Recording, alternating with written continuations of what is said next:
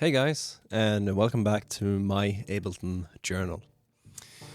In this video, I want to highlight why I think the Ableton effect rack is your best friend. Now, effect racks might not seem like the most exciting creative tools out there. At least I know for my own self that in the first couple of years when I was first getting into music, I didn't really grasp what they were, how they worked, or why I'd want to spend time creating my own racks at all. Let alone exploring the ones that came with Ableton, which is honestly something I still really haven't done. If you look around online, you'll come across a bunch of free racks, you can find paid racks, or even racks that have been given away at times by prolific producers. No matter where you get them from though, the thing that I want you to remember is that all these racks have one thing in common. They are here for you to save time. And without getting super philosophical here, what I have come to learn over the last couple of years is that time is our most valuable asset. And what do I mean by this? Time is the only resource that we have a limited amount of. I mean, money can always be earned back, and for most of us, some kind of financial security is the foundation of our existence. Some of us has more money, some of us has less money, and the most of us probably lies somewhere in the middle. Now, regardless of the amount of money you have, the one thing that we all share is that we are at the mercy of time. And for what it's worth, time is the single one thing that we can't get back once we've spent it. Now, with this in mind, it's not really hard to conceptualize why it's important for us to try and spend our time wisely. And when you're making music, if you're constantly having to recreate an effect chain to get a certain sound you created in an earlier project, it kind of goes without saying that you're wasting time if you're repeating purely technical actions. For me personally, when I'm making music, I feel like it's really important to try and minimize the amount of time I spend doing quote-unquote non-creative stuff. When I'm creating tracks, I try and keep the creative flow as much as possible by doing purely creative stuff. If I'm looking for that spark of inspiration that's going to drive my composition forward, the last thing I want to spend time on is figuring out which effect goes where, what parameter to map out, etc. And I mean, don't get me wrong here. Creating effect chains is in and of itself sort of this creative process, which can be really fun and really rewarding if that's the thing that you're doing in that session, so to speak, or if you're trying to design a rack that's gonna give you a sound that you have in your head.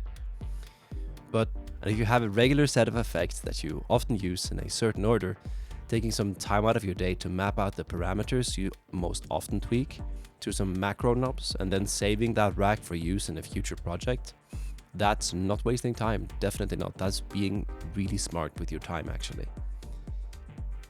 So with all of this being said, I wanted to showcase this little rack that I created a couple of months ago that I've ended up using quite a lot in my latest productions. Alright, so here we are, and first I wanted to talk about the main reason why I created this rack. The thing is that I bought a sample pack a couple of months ago that had some really interesting hi-hat loops. We can take a listen to them so you can get what I mean.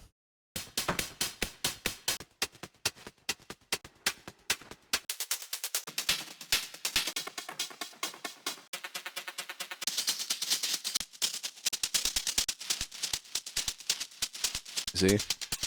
So to my ears, they sound gritty, textured, and it's almost like they probably have a small reverb on them as well. Now, I figured, okay, let's try and recreate this as best as we can. And for this demonstration, I have set up a simple kick and bass, which sounds like this. See, super simple. And for our first example, I've loaded in just your standard 909 core drum kit. I have just pulled the decay down quite significantly on the hi-hats. And without any processing, it sounds like this.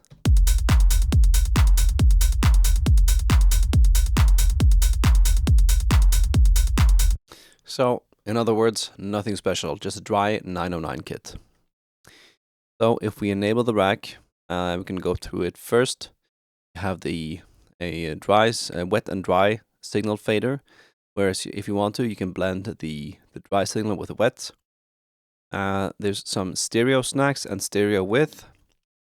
Have an OTT at the start of the effect chain and towards the end. I've added a delay to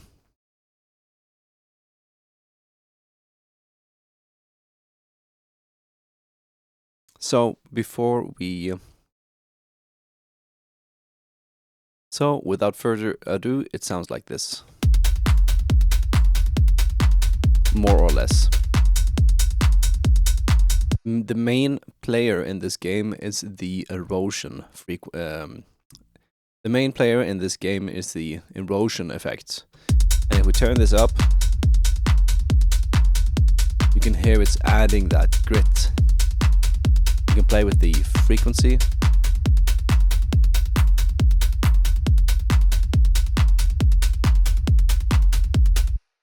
And I've added some reverb here as well, which we can, if you want a really roomy texture. I've also added one set of the DJ filter and a high pass and a low pass, just so you can easily dial in either a darker or a more brighter sound. And also with the high pass and low pass, you can cut away the muddiness that can occur at the bottom end of the frequency spectrum, as well as tone down or tame the higher frequencies. I've also added a drum bus and mapped out the transient control. And this is if you want to try and make more gated reverb hats. So if we pull it back, that's gonna tighten up the transients. And on the other end, if you pull it all the way up, it's gonna increase the sustain of the incoming signal. So this all depends on what kind of sound you're going for. On top of this, I've added just a simple wet and dry signal fader. Something for, I would call it stereo snacks. It just adds more sparkle crunch out on the far left and far right. I also added an OTT all the way at the start of the signal chain and also towards the end.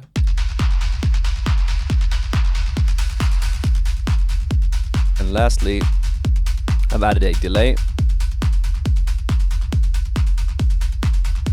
and a pitch control.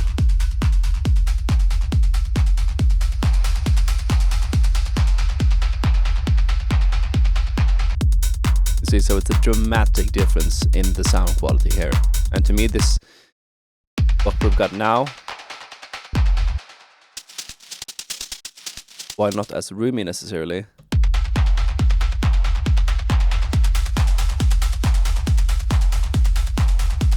it does add that textured, crunchy room feeling that I was aiming for.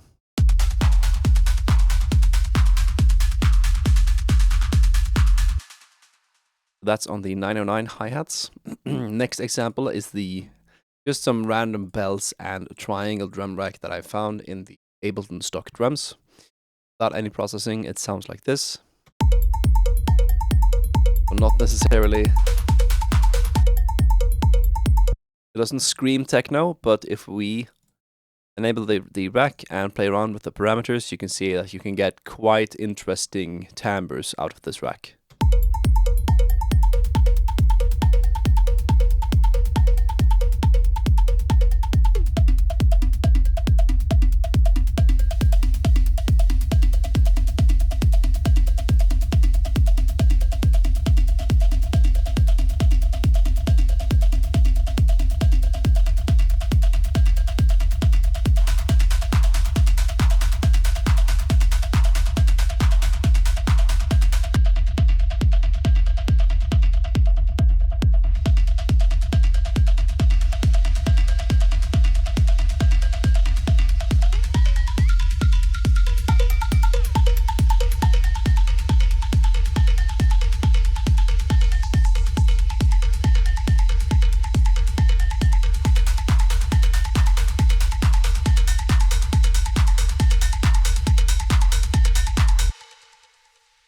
And for the last example, it's just a set of hand drums, some congas and bongos. It's aptly named. And without any processing, the loop sounds like this. Just copied the pattern from the bells and triangle. So nothing crazy, I'm not modulating any velocity at all.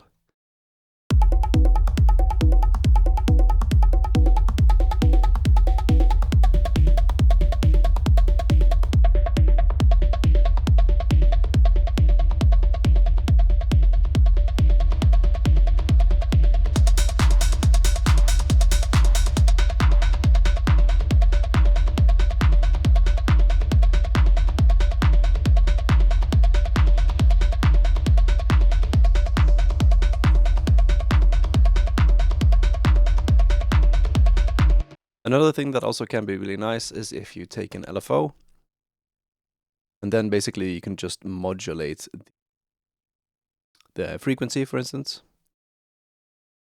Turn down.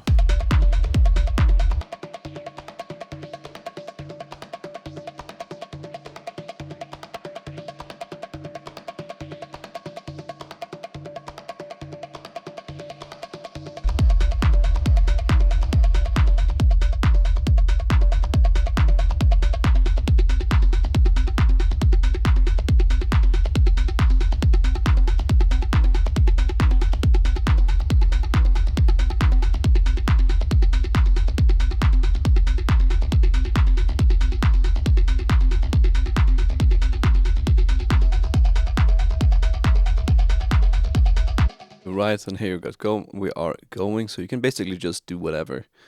What I'd recommend is for example to try and just resample this while you're tweaking the sound.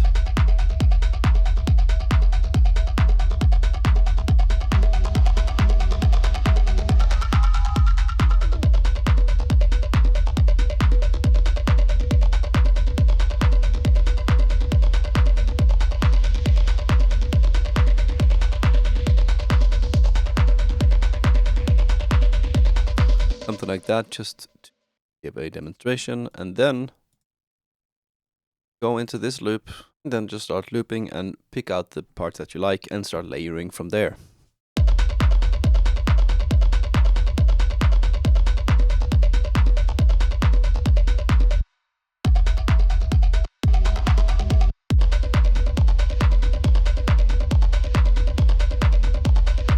And then, for instance, you can also stack multiple iterations of this track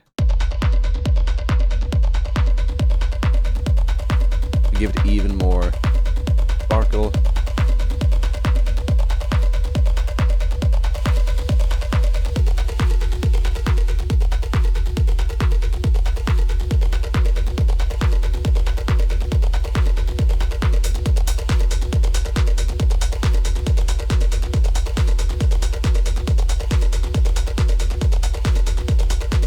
Again, honestly, I do feel like this rack is really nice for more just subtle texture. You can go overboard with it if you like, but yeah. So if this is interesting, I put a download link to this rack for free in the description of this video. If you have any questions or comments about the rack or anything else, just let me know, and I'll reply as soon as I see your comment.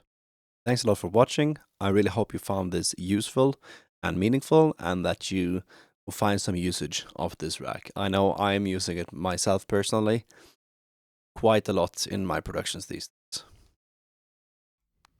Okay, super quick side note at the end here. I did have some issues with audio dropping out, so sorry for that. If you like this video, I would appreciate it if you could give me a thumbs up and subscribe to the channel. And if not, that's totally fine too. Thanks again for watching, and I'll see you in the next video.